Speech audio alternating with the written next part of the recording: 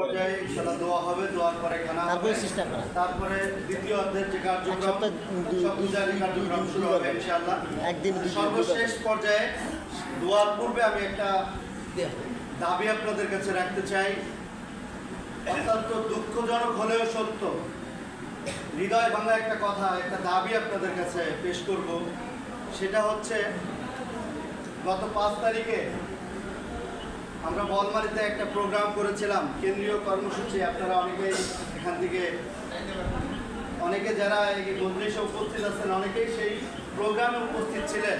আমরা বলমারিতে র্যালি করেছি, বিক্ষোভ করেছি, ছিলেন না অনেকেই?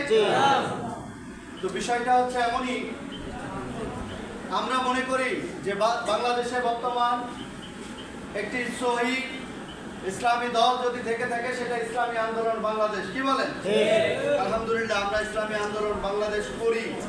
আমার কাছে ভালো লাগলো, কিন্তু আমার আহাল যারা রয়েছে, আমার পরিবারের যারা অন্তর্ভুক্ত রয়েছে, আমার সন্তানরা, তাদের কাছেও তো ভালো লাগাইতে হবে। কি বলেন?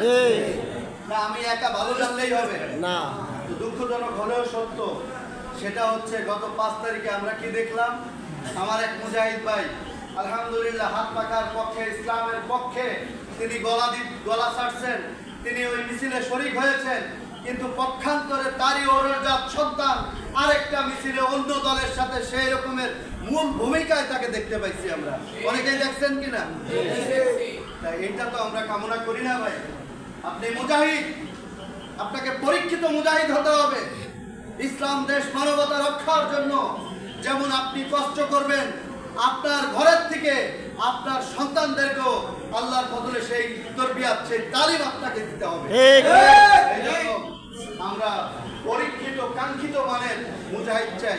মুনাফিকি মুজাহিদের এই সংগঠনে আমাদের কোনো প্রয়োজন নাই। আপনার ভালো লাগবে না, আপনি চলে যান। আর আপনি নাম দেখানোর জন্য থাকবেন, আপনার পরিবার পরিজন তারা অন্য তাগুতি শক্তির সাথে তারা আঘাত করবে, আর আপনি কামাই করে তাদের খাওয়াবে, তাহলে আপনি কিসের মুজাহিদ? আগামী দিনে যে সমস্ত মুনাফিকি চরিত্র আমাদের মাঝে থাকবে তাদেরকে আমাদের চিহ্নিত করতে হবে, তাদের হাতে ধরে পায়ে ধরে বলবো, ভাই আপনাকে ইসলামের জন্য এই সংগঠনে আনা হয়েছে, আপনাকে জাহান্নামে আমরা দিতে চাই না। অতএব আপনি যদি জান্নাতে যেতে চান, আপনি যদি ভালো মনে করে থাকেন, তাহলে আপনি নিজে ইসলামী আন্দোলন করবেন, আপনার পরিবারের মধ্যেও সেই দাওয়াত দিতে হবে।